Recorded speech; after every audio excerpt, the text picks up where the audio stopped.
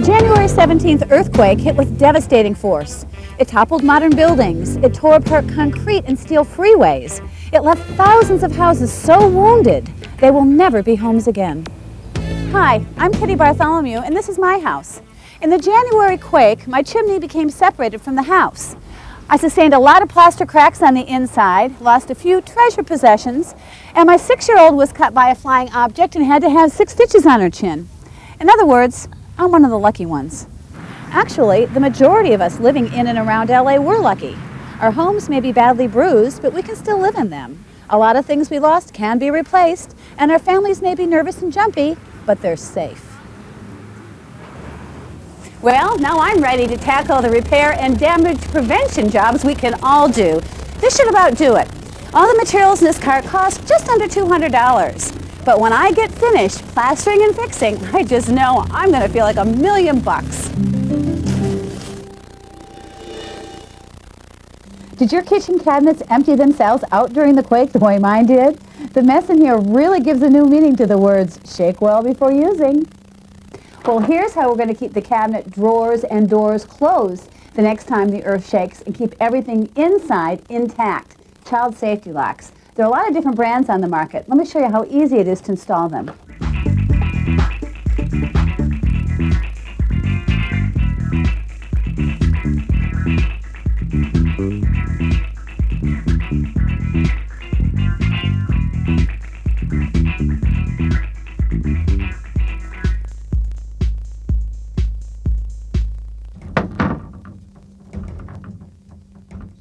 Inexpensive foam plates that you can get in the grocery store, about 50 for $2, can really be a great buffer against vibration when you've got good plates like this.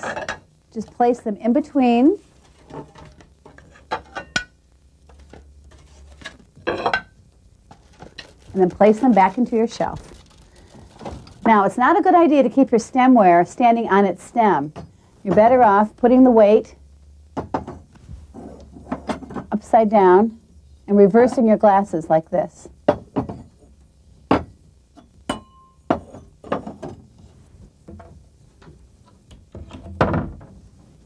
Here's the drawer version.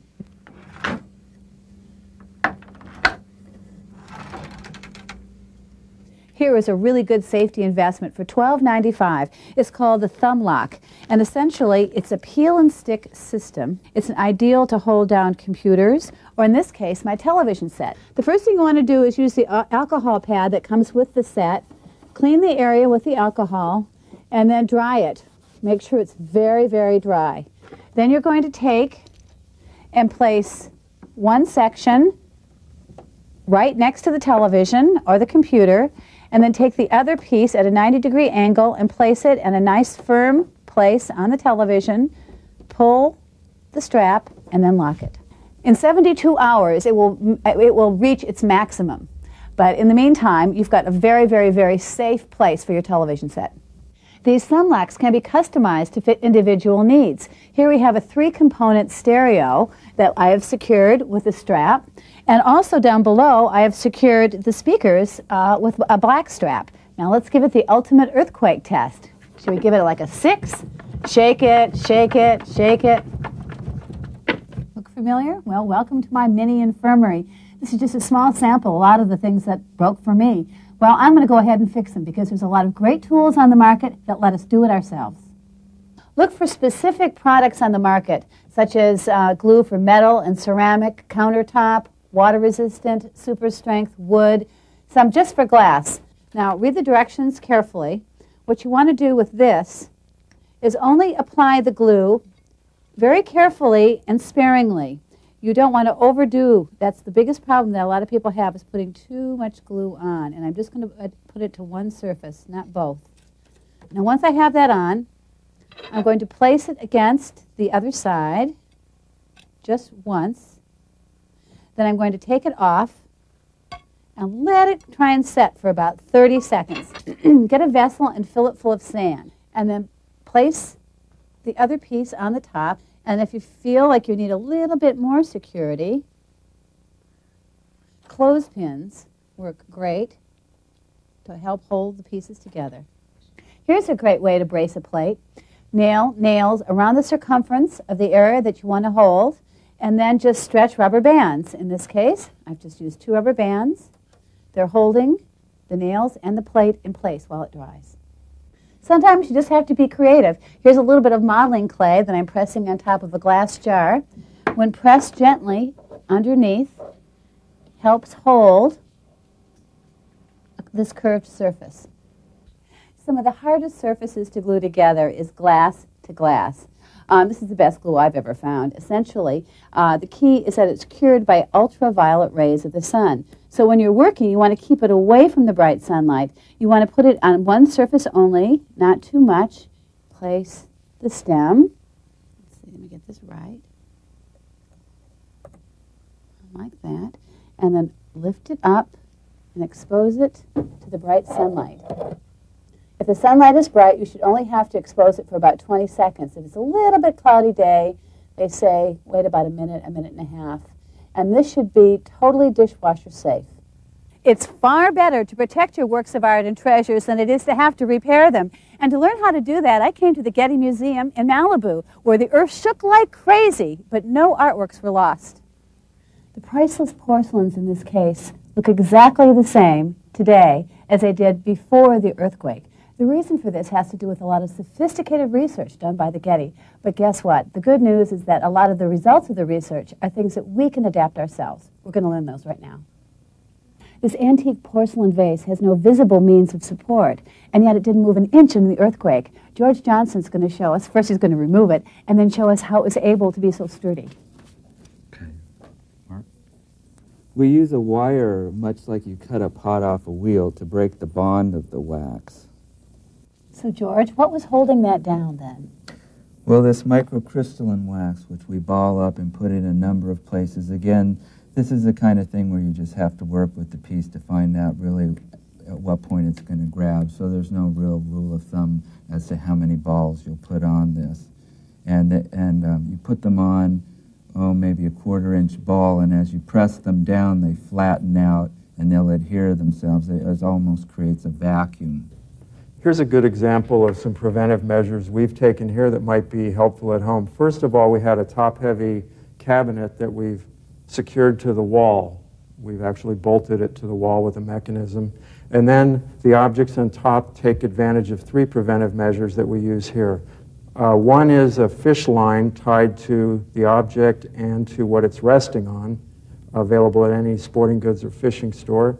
There's wax on the feet that keep it from moving out of line on this tabletop. And in addition to that, we've weighted the piece with lead shot inside of a Ziploc bag. Now, where do you get that? This is available at lots of sporting goods stores or any gun store. It's what's used to reload shotgun shells for people that are hunters, I guess. And it's a clever idea putting it in a plastic bag in case it were to tip over. And in case it tips over, and we don't trust the material, the lead, against the porcelain. However, the plastic bag provides us with a barrier. Here's a good tip, Kitty. To hang our paintings, we suspend them from 2 wires down from the cornice molding. This way, the painting is free to move around during an earthquake as it needs to. On the back, we put these rubber pads that are very much like the furniture feet protectors that you can get at the hardware store, just plain rubber cups. And these are used to protect the bottom of the frame from impacting against the wall.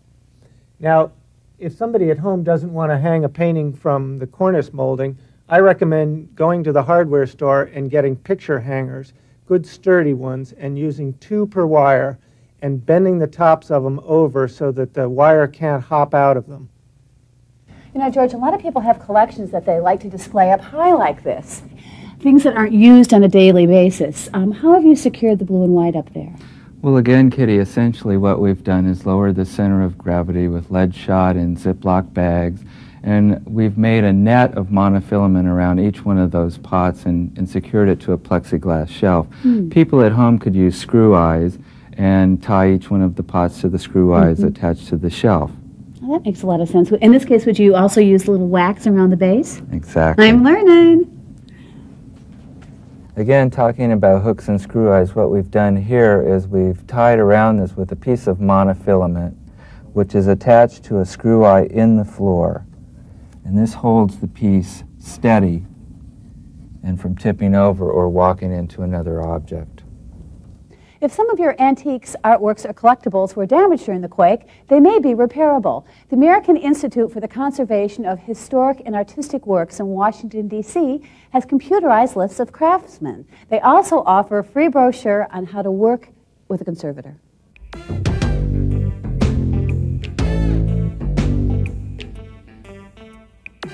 Now, this Chinese porcelain vase during the last earthquake actually fell on the floor. Luckily, it didn't break. I'm going to ensure that the next earthquake, it's not going to fall on the floor. I got some great tips from the Getty. I'm using their museum wax. It comes under a couple different names, but essentially you want to just press it on the base of your object, which I've done.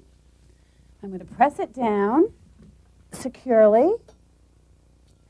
And then another tip I got from the Getty was to add a plastic bag full of buckshot to make the base as heavy as possible.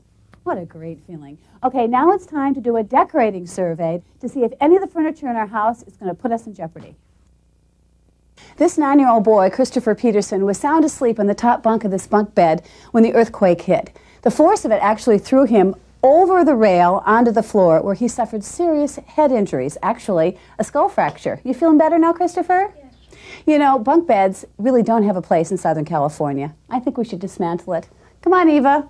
Come on, let's get down. Let's pull this over to the other side of the room where you're closer to the ground. Safer. Thanks.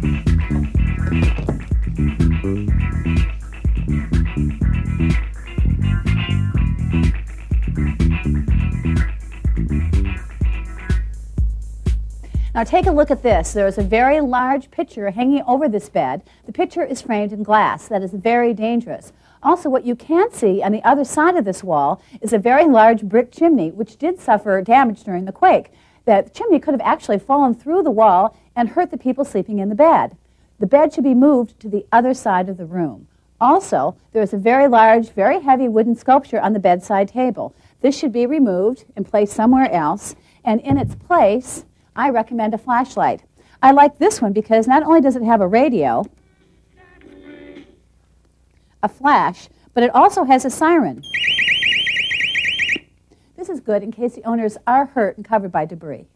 Every room in the house ought to have one of these, a rechargeable flashlight. When the power goes off, the light goes on. Here's a great item that all parents should have. It's a flashlight that converts from a handheld to one that you can put on your head, turn it on, and it allows you to have your hands free to carry a scared child down a dark hallway. Come on, honey. This comfortable easy chair is placed right next to a bookshelf filled with heavy objects, particularly at the top. Look at that heavy sculpture, which could fall right over on my head. All heavy items should be placed at the bottom of the bookshelf, and perhaps the chair should be moved a little bit farther away from the shelf itself. Here's a couple of good book tips. Make sure that your books are in your bookshelf nice and tight. You see, if they're not, they can all fall out. But if they're in there nice and compact, it's very difficult to shake them up. Now, here I've got some wallpaper books that I refer to all the time, so I don't want to secure them permanently, and I don't have a place for them anywhere else in the house. So here's a good idea. Buy some non-skid tape. It's peel and stick. You just peel it right off the back, and create a tread line, which I'm going to do right on the top of my bookshelf. Okay, we've got the treads. We've got 1, 2, 3 treads. You've got the books that are very slippery. Pull them over on this. Bookcases can be a real problem in an earthquake, particularly freestanding ones like this. In the last earthquake, many of these just toppled over, and yet some launched all the items onto the floor. What we need to do is anchor them to the wall. Now, what we did here is we took a 1x4 and screwed it into the studs of the wall right here. This is going to secure it right here. We've secured the actual bookcase with very small angle irons. Now, these cost less than $1 and are quite small. Buyer beware. There are a lot of things being marketed out in the market these days as earthquake brackets, earthquake specialties, and you're going to pay a lot more money. What's contained in the kit are 2 L brackets and the screws. They want $5.99 for these at a local hardware store, when in fact if you were to purchase them individually, they should only cost around $1. So be careful of anything that's specially marketed for earthquake alone. Okay, now what we're going to do is we're going to screw this into the wall.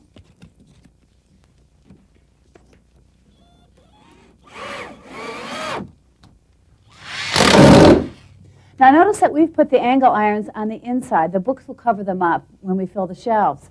Now if this item were a lot higher, what you might want to do is anchor it on the top. In other words, put the angle iron one piece to the back and the other to the top. Think about the aesthetics. Our bookcase is now shake resistant.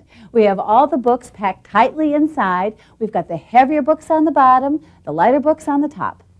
For shelves in your basement, storeroom, and garage, bungee cords work great to hold things in place. Don't forget to check out your bathroom when you're taking your earthquake inventory. Here we have a wooden plaque, heavy wooden plaque, hanging over a bathtub.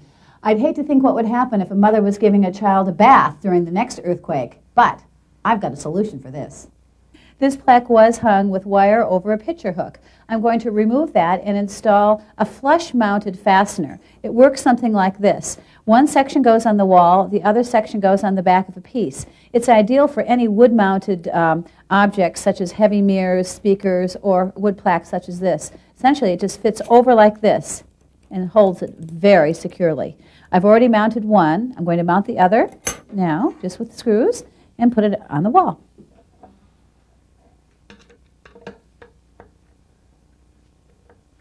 Now I just have to slide it over the wall mounts.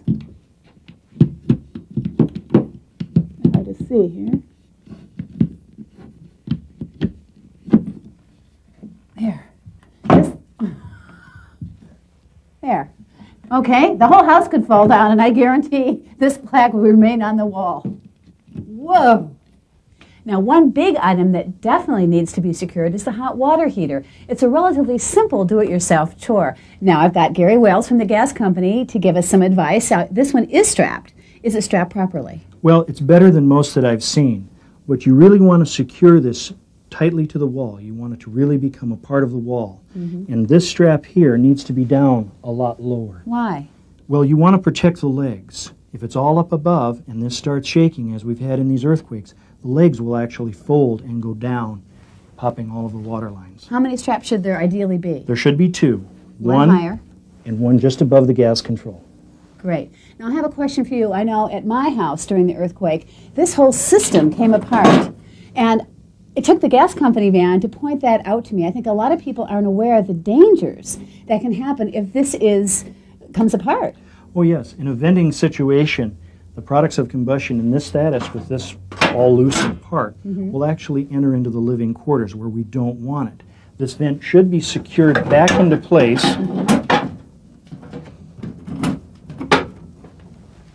so that the products of combustion are now going outside and nothing is entering the living quarters. What is it that comes out of the gas heater when it's not vented properly? The potential of carbon monoxide, but the basic products of combustion are carbon dioxide, the bubbles of 7-Up, water vapor, and heat. And we really don't want that water vapor and heat in the room. You want to get it out. Right. So maybe a good tip would be anytime you're checking or you're relighting your pilot light, always check the venting system. Oh, sure. It's just something you can see very quickly. Great. Is there anything that the gas company has available to the average consumer or can pick up for more information? We have our new quick reference guide that has a full, complete set of information as well as the plans on how to securely mount this or strap it for you. Wonderful. Okay. As long as I've got you, will you give me some tips on turning off the gas? Sure. Let's go outside. You know, right after the earthquake, I lost telephone service, electrical service, but I still had my gas service. Why didn't something happen to my gas? Well, coming out of the meter down out to the street, we have plastic pipe, which is part of the service, and this is extremely flexible. So it gives when the earth moves. Lots of give in this. So how far down into the earth is it? About 18 inches.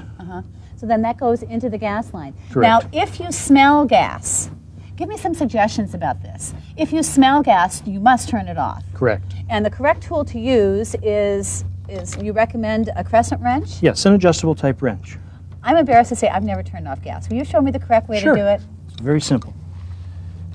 Basically, with the lug in line with the pipe It's on. This is the on position. When it's going the same direction, it's on, right? And that's off. And that's off. When it's time to turn it on again, the gas company representative must turn it back on. Why is that? That is so that we can check the premise out for leaks. If you were concerned enough to turn it off, we're going to turn it on, we're going to check for leaks, put your appliances back in action, and make you happy. Gary from the gas company told us that our water heater wasn't supported correctly, so we're going to strap it to the wall. But we need to strap it to the studs. Now, the studs are the vertical supports, 2x4, usually 16 inches on center, that literally are the structure of the house. So to find the studs, a helpful tool is a stud finder. Let's see if we can find a stud. No stud there. Must be a stud there. Let's find another one 16 inches away, should be.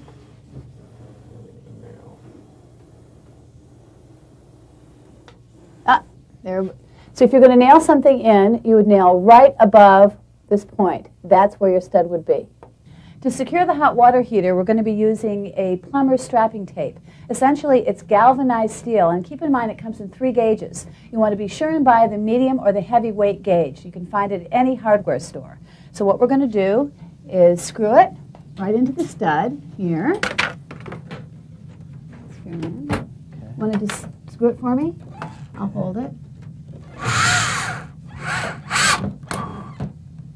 it. I'm going to put it around to the other side.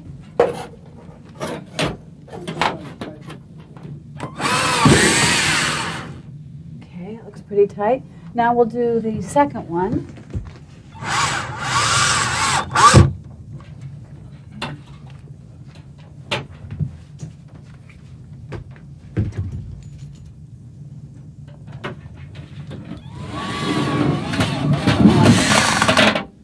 Okay, let's see, that should be about it.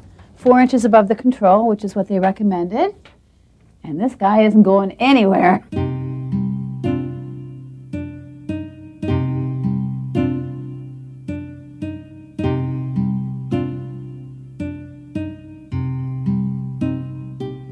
While we all share in the grief of our neighbors who lost everything, now is the time to get on with recovering. Take it from me, if you fix up your environment, you're going to feel better about yourself, your home, and your future. But before we get started, we need to find out just how bad the damage really is. And for that, you got to have a licensed inspector.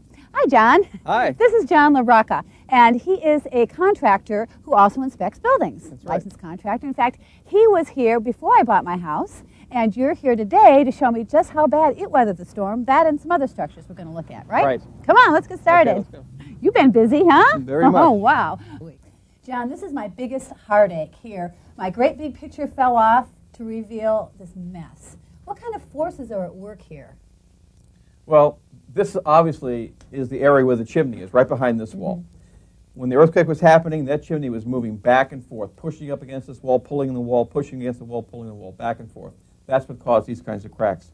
This is pretty typical in this situation. Anytime you have a heavy object like a chimney, it's going to do a lot of damage to a wood structure if it's pushing against it. Right, and you can see this is plaster under here. It's an It's old old house. plaster, and you can patch that back later on. The floor of the building is a platform, and then the walls of the building basically are holding up another platform, which is your ceiling. So what happens is, as the ground is moving, everything starts to move in different directions. The floor is moving one way, the ceiling is moving another way, and everything is moving and moving and moving, and then the earthquake stops, and then where it stops, it leaves the walls right where they stopped at that particular point, and they may be out of square at that point. The structure is allowed to move. The structure can move. That's part of the way it's built. It doesn't move very much, but it moves enough to cause the kinds of cracks that you see here today. And overall, the structure is still intact, even though it has moved around, but now you're left with the scar of a crack in the plaster, because that hard skin of the plaster basically cracked, but the overall structure is fine. When they design buildings, here it is, the 90s, aren't they taking earthquakes into consideration in California? Well, anytime you design a building, there's always 2 basic structural loads that they calculate. The dead load of the building and the live load of the building. The dead load of the building is basically the weight of the building itself. It has to hold itself up. The weight of the roof, the weight of the walls, and all of that. Also, we have the live load, and the live load is all the things that act on a building. You add people to a building, that adds a load. You add furniture to a building, you add water to a tub. Air conditioning, furnaces. All these things add load. And there's other loads like wind, snow loads, the weight of snow, and then of course there's earthquake loads. And that puts a tremendous stress on the building. The earthquake stresses are calculated every year. I think they're recalculating. I'm certain with this last earthquake, there's going to be some more calculations done in terms of how buildings are going to be built in the future. So there will be minimum standards for a live load for houses of the future then? I'm certain that's going to happen. As a matter of fact, the definition of a code, by definition, is the irreducible minimum that we can build for. And nobody wants that. Well, that's what a code is, though. No, I mean, but nobody wants the minimum. I think we should build above code, personally. That's the way I like to build things. This is a very heavy, very solid poured concrete mantle. Look at the force of the earthquake to pull that away like that. How did that happen? Well, that chimney was moving violently during the earthquake, and when it was moving, it pushed that mantle away from the wall. Mm-hmm. What would you do to repair something like that? Well, we need to make sure that that mantle is still tightly fastened to the wall. Mm-hmm. If it's still tightly fastened to the wall, then we can go ahead and patch it cosmetically. That's all you can really do right now. Okay, Kitty, we're in the basement of a house that was built in the 1920s, about a decade before they were required to have the foundation system bolted to the wood structure of a building. But here, the owner has installed angle irons and actually has retrofitted a system which has actually bolted the wood framing down to the foundation system. And he did this before the recent earthquake. And that holds the house and the structure of the concrete together. Because the force of an earthquake actually wants to move the house off the foundation system. Now, was this a new crack? This crack is new. This crack actually happened in this last recent earthquake. And it shows you the amount of force that was here that actually tried to move this house. And that crack shows you the release of that force and the fact that the house stayed together on the foundation system is a result of this bolting. Mm-hmm. Has it affected the integrity of the foundation at all? Well, there is a crack here which doesn't affect this small portion of the foundation system, but the overall system is not damaged at all. Is this something that the average homeowner should attempt to do himself, or is that something for a professional? This you would want to hire a licensed contractor to do this work. Tell me about this horizontal crack. It looks pretty bad to me. What does this mean? Well, remember we were inside this building earlier, and we were looking at the foundation system being bolted down to the wood framing. This is the top of the foundation wall right here. And from here on up is the wood framing of the building. This crack tells us there was a tremendous amount of force that tried to move this wood structure off the foundation system. And had the owner not bolted it, that might actually have moved 2 or 3 inches, and this would have been a major problem. Now, to my eyes, this feels like a fairly easy thing to repair. What do you think? You could patch that yourself. As a matter of fact, this has been patched before, and some of the stuff that's falling out of here now is an old patch. This could be repatched properly, and I'm sure you could do a good job with that. Just with the stucco patch? With the stucco patch, yeah. And so I've got all these different things. But I did want to ask you about the crack here in my plaster ceiling. It's not bad, but I'm worried about the fact that it's over the bed and it is plaster. What do you think? Well, it is a problem because plaster ceilings could possibly have sections of plaster fall down in a major earthquake. Now, one simple solution to this problem is to actually put drywall straight over the plaster, sandwiching the plaster in between the drywall and the ceiling joists. And they would screw the drywall straight through into the ceiling joists, thereby fastening the whole new plaster ceiling above. That makes a lot of sense, but I'm pretty strong, but I don't know if I'd be strong enough to be able to do that myself. That would be a job, wouldn't you say, for a licensed contractor? It would definitely be a job for a licensed contractor. Which brings up a good point. I think a lot of people don't know where or how to go and find a legitimate, honest, licensed contractor. How do you start? Well, the easiest way to start is to ask a friend to get a recommendation. Mm-hmm. Then you want to check his license, make sure he's a licensed contractor. As a matter of fact, let me see, here's my license. It should look something about like that if he has a pocket license. Mm-hmm. So you ask for this, and then do you advise calling the contractor's state license board to make sure that the person is in good standing? Exactly, and you can also find out whether they have violations against their license. Mm-hmm. Let me ask you a question. How many bids do you feel it's important to get when you have a job like this? Well, it's a good idea to get 2 or 3 bids and make sure the contractor's in writing. Good idea. Thanks for your good advice, John. Well, if the walls are the skin of the house, these walls are certainly very badly cut. But what we're going to do now is create a super Band-Aid and make them look beautiful. I've got my ace handyman, Jim McCarthy, who's going to talk me through this. What's the first thing we're going to do? Okay, Kitty, what you want to do for best results is to use a putty knife and to scrape off the loose material. And that's correct. You could go actually sideways also, just to get the loose debris off. Okay. This way you get most of the powder debris out. How's that? Okay, that's great. And now the next thing you want to do is also use a mister to make the old material wet, so this way the new material will bond, have a good adhesion to it. So not just the lath, but you want me to go all the way up Oh the yeah, wall? yeah, all the way around the cracks. This way it gets moisture in there, and then when you put the other products on, it will bond very well. Okay, now we're ready to mix up the... Okay, let's go. Mix up the compound. Okay. Okay, Kitty, I recommend that you buy the larger bag, the 25-pound bag, instead of buying the smaller bags, because you're going to need it, and it's a lot cost efficient. What would a bag like this cost? Approximately about $6 at your home building center. Okay, and what you want to do is just mix it till it gets to a nice consistency. Of what? Sort of like toothpaste? A little heavier than toothpaste. Is that about right? That's pretty good. That's great. That's excellent. Okay, that's fine. Okay, Kitty, now that we have the compound mix, we can apply it to the cracks. So how And much what you should I do is, put on? okay, Just a little? put a small amount to begin with until you get familiar with using the product. Yes, that's correct. And just run it along the crack. Right, okay. All right. Take off the excess and just go all the way down. You can come back and fill out a little later. Just get the majority of it. All right. Okay, now when you get to the larger cracks, what you want to do is you apply it. You don't have to apply it as thick. No. You could do it in 2 or 3 different stages. Depends on how thick the crack is. So But should if I you do just fill it halfway you for can now? do it in 2 stages, I would say, for this size crack. Okay, you can use also a sponge after you're done. Very lightly, just go around the edges to take off the excess material. So when you come to the sanding procedure, you don't have to take so long to sand. The minimum amount of time you should wait would be what? Approximately 2 hours to be on the safe side. Okay.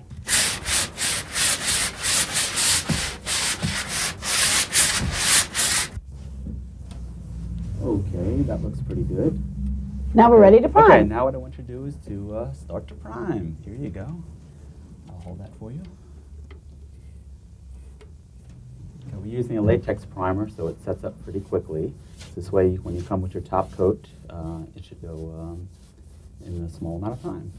Well, we've let the primer dry a couple hours. Now we're ready to paint, right, Jim? Yes. Okay. Anybody can do this. Yeah, with 2 coats, this should be as good as new.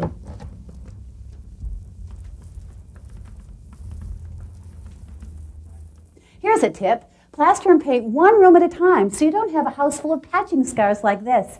Getting one room done gives you a big psychological boost. Then you can go on to the next ones.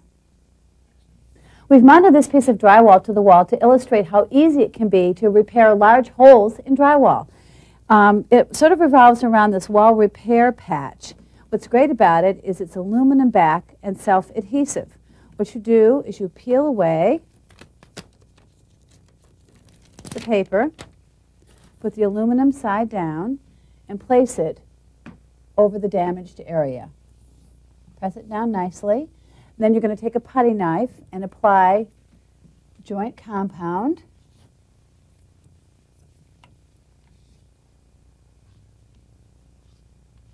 Over the patch, feathering it out.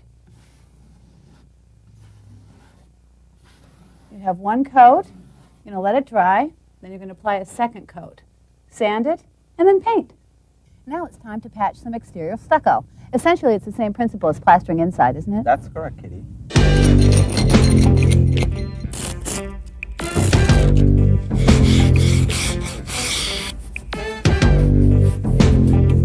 Okay. Okay, now you take your patching material, put it on your trowel. Now this is stucco patch, but it has the same consistency as the plaster. Right, it's a little heavier and it has a coarseness to it. Put that on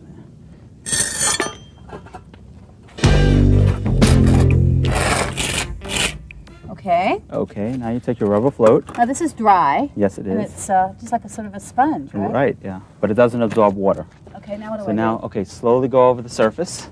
Just rub it at an angle. Yeah. Like just, this? Right, yeah, just at a slight angle. Right, there we go. How hard do I press? Okay, just press lightly Is that about right? until some of the material will come off, which is normal.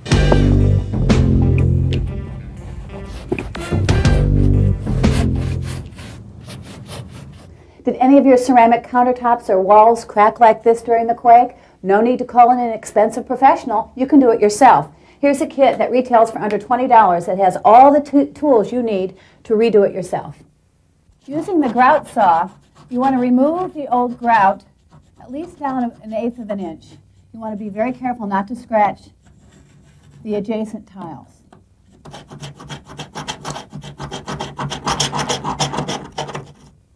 Now that I've removed the grout around the tile, I want to remove the actual tile. So to do that, I want to further break it because it's on there really tightly with an adhesive.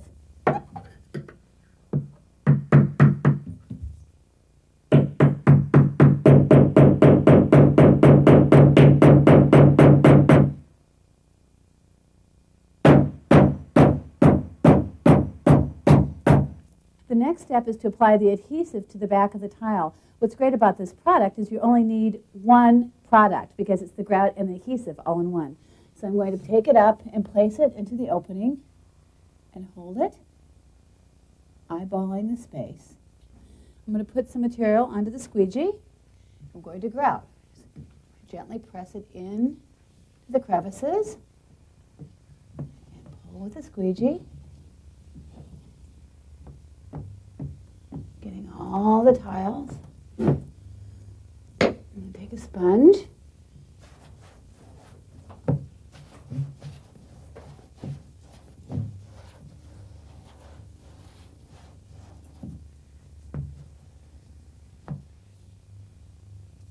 Well, to my eye, looks good as new. If you had to pick the most commonly damaged structures in the Quake area, you'd probably say it was chimneys. In fact, a lot of chimneys that don't appear to be damaged may be in very dangerous condition on the inside. If you suspect damage, have your chimney inspected. This inspector is using a chimney cam, a special video camera. The dangers of a masonry chimney in an earthquake are multifold. One is the obvious thing, just falling bricks and mortar. But you can also have a lot of hidden damage, which can present fire hazards, or in the case of a furnace chimney, gases permeating the house, which is obviously very dangerous. Repairing a chimney is something no one should ever tackle on their own. You want to use a licensed contractor, and even at that, you want to verify that he knows what he's doing with chimneys. A lot of them don't know. They have their specialties. There's a whole new technology on rebuilding chimneys in Los Angeles, and it's being required by the city in many cases. Best way to show you the difference is, let me show you an older one. This is the inside of a typical Los Angeles chimney. It's a terracotta tile, and you surround it with brick and mortar, and you reinforce with rebar around it. In an earthquake, very susceptible to damage. Now, the new technology involves metal pipe. You're just much safer. It's much lighter, and it lasts longer, and it just won't. The odds of it breaking in an earthquake are just extremely minimal. Well, I have a date with a licensed chimney contractor to rebuild my unstable chimney, but everything else I did myself. You know, the worst thing about an earthquake is the feeling that you've lost control. Well, the quake's over, and it's time to get that control back. Get started. You'll feel better about yourself. You'll feel better about your home. We may be shaken, but we're not beaten. To purchase holding wax for vases and other articles, you can call Conservation Materials at 800-733-5283. Garrett and Warwick at 800-890-0910. Or Trevco of Monrovia at 818-301-0891. To find the nearest distributor for the thumb lock, call Fastening Solutions of Van Nuys at 818-994-6398. Quick Fixes and Quake Safe with Kitty Bartholomew was produced as part of KCET's Life and Times series. Major funding for Life and Times was provided by the James Irvine Foundation, which is dedicated to the development of an informed California citizenry, with additional support from GTE, Building Better Communities Through Communication.